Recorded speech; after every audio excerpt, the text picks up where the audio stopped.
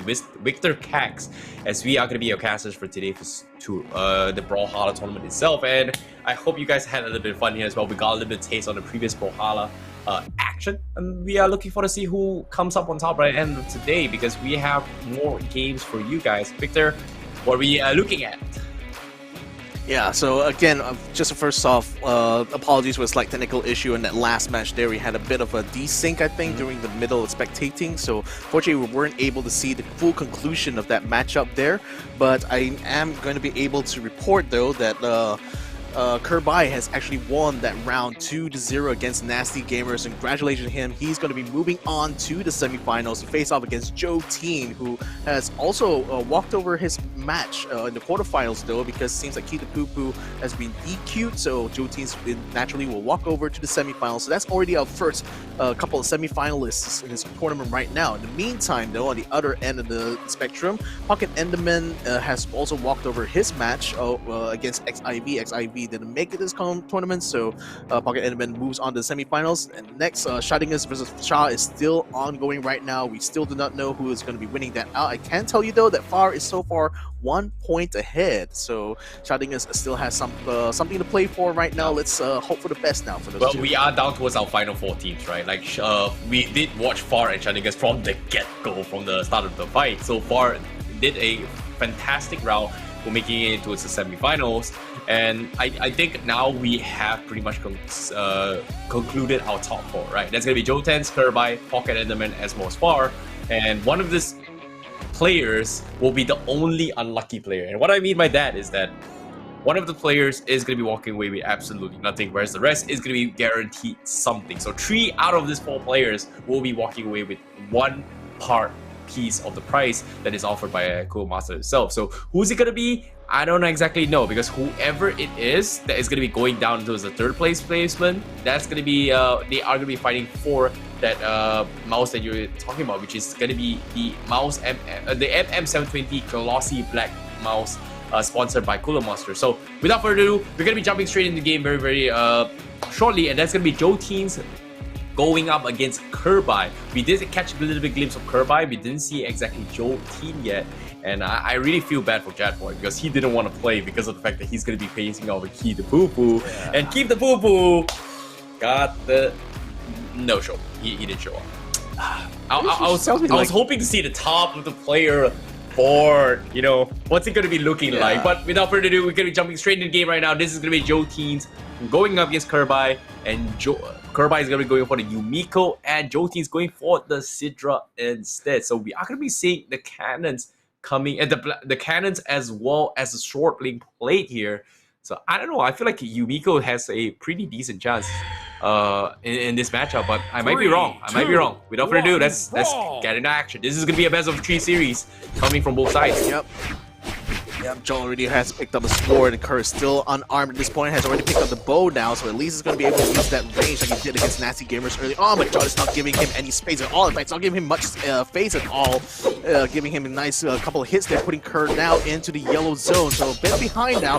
John is still going to be able to keep him in control, keeping him on the edge of the ledge right now, and actually preventing him from being able to get a weapon swap. Now he picks up the bazooka for himself, almost trying to go for the ground pound there, but Kerr is able to slip by just in time, but Kerr so far is not being able to put any substantial damage onto Jot yet, so still going to be him in the advantage at this point. Now Kerr is starting to fight back, starting to put some good damage there with the Jot keeping in the distance, but still needs to put him down to the red zone. So far, can he do it? Oh, this is huge coming from Kerr as well. JOTEENZ, he understood that Kerr is going to be in very good close quarters, but he losing the combo stock coming from Kerr. Beautiful recovery coming from Kerr, but he is down to his kill range here in this regards, whereas JOTEENZ, he knows for a fact that he can't play the range with the swords, but at the same time, Kerr poking his way through. He's got some very nice combo with those bows, and you've seen how powerful the bow can be, but no, down to his fatigue zone, but JOTEENZ gets saves with the reset, but at the same time, could not recover in time. Kerr with the ledge pressure, just completely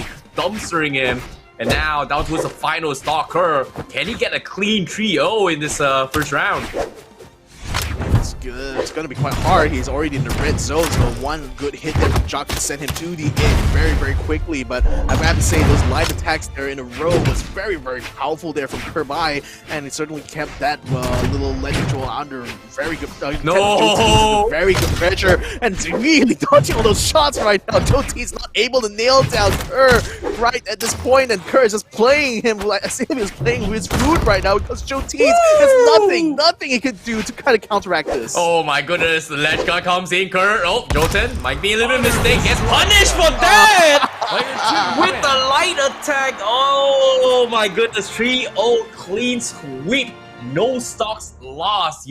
Kerbai just completely owning that round. That was a great match coming from him as well. But JOTEENZ, he put up a pretty decent fight in the first half, but as soon as he understood JOTEENZ's game plan which was pretty much playing around ranges on ground itself, you can see Kerbai immediately shifted his playstyles. Like, he know for a fact that ledge guarding is something that it is in his favor, whereas JOTEENZ is a little bit gonna struggle a little bit more because cannons as well as axe doesn't necessarily do well against ledge guards. It's great on land for outranging, but if you get close and personal combo, it doesn't really matter too much. And Kerr now, this time, wait for the hammer, doesn't really want to fight it again. He's just gonna be sticking with his bow all the way through in his weapon cycle in this regards. And JOTEENZ now struggling, getting guarded all the way through, but now picks up his cannon. But Kerr this time goes for a couple of side steps. We are seeing a lot of dodges coming from both sides right now. I mean, Kerr's been so on point with his dodge game, though, and John has been trying to get those hits done, but Kerr just always seems to be one step ahead, and is always constantly pressuring him to the edge there, which is where Joe doesn't really want to be at this point. Look at the way he's actually placing those points there. He's just trying to bait Joe into getting onto the bottom of the ledge so that he can keep him under control, but Joe is so far not picking the bait. He's really trying his very best to land some hits on the Kerr, but Kerr, conversely, is keeping good spacing between himself and Joe, making it very hard for him to actually get those hits done.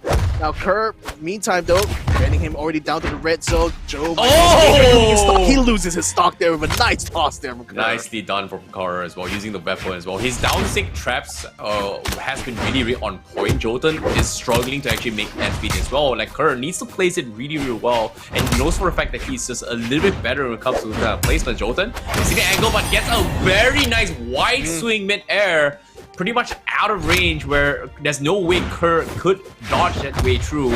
But as of yet, this time he gets the hammer once again. JOTEENZ, he comboed his way through. He's got the hammer, but JOTEENZ does have the axe, and he does have the cycle as well. JOTEENZ immediately down towards fatigue, getting completely guarded in that regards. And now JOTEENZ, no weapons once again. The final stock. Kerr might be our first finalist as a Yumiko here for the Brawlhalla 1v1 tournament if he just skips up.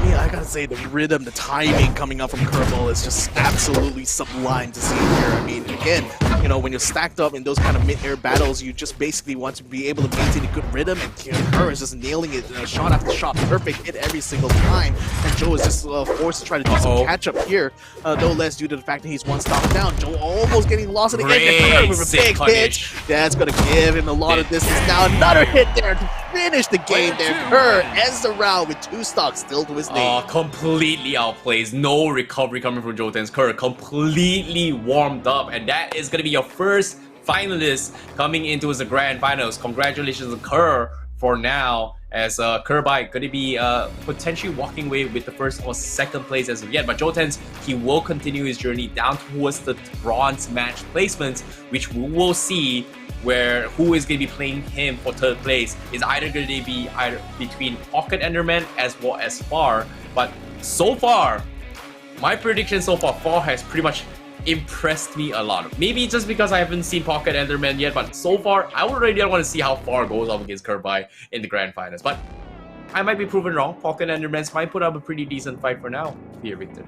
Yeah, I mean, we won't know until we see him in action. That's the thing. But what we've seen from Far so far shows that he's at least a player of a certain level. So I want to see whether or not Pocket Enderman will be able to keep up with that level of pressure that we've seen that he was able to play there. But nevertheless, though, back again to this matchup here with Kerbai versus JOTEENZ. That was very much a powerhouse of a game there.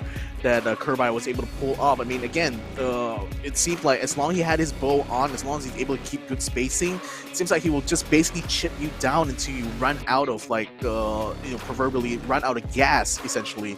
And is that moment where he will just chip you down until you get to the red zone, and by that point you know that all it takes is this one heavy attack coming up from Kerbai's side, and you can basically say bye-bye to your stock. Yeah. And I think that's the strategy that Kerbai is using here right now. So I think essentially when you're going to be fighting against Yumiko like this, you essentially are fighting with another timer, essentially. I mean, there's of course a timer for the round, but I think with Yumiko specifically, it's a timer for when you're going to get into the red zone. If you're not able to punish Kerbai enough to get him down to the same level as you, that's going to make it so hard for you to recover from that point on, because if he's already one stock ahead, you can imagine how little opportunity to give you actually to make those strikes to bring him down. Yeah, I really like how Kerbai has been using his Yumiko with the down stick all the way through to set up those plans for ledge guarding, which forces people to be a little bit up on edge, right? The normal habit when you are on edge is pretty much you would try to jump up as quickly as possible, but limiting them those options means they have to stay there a little bit longer, and the longer you are on edge,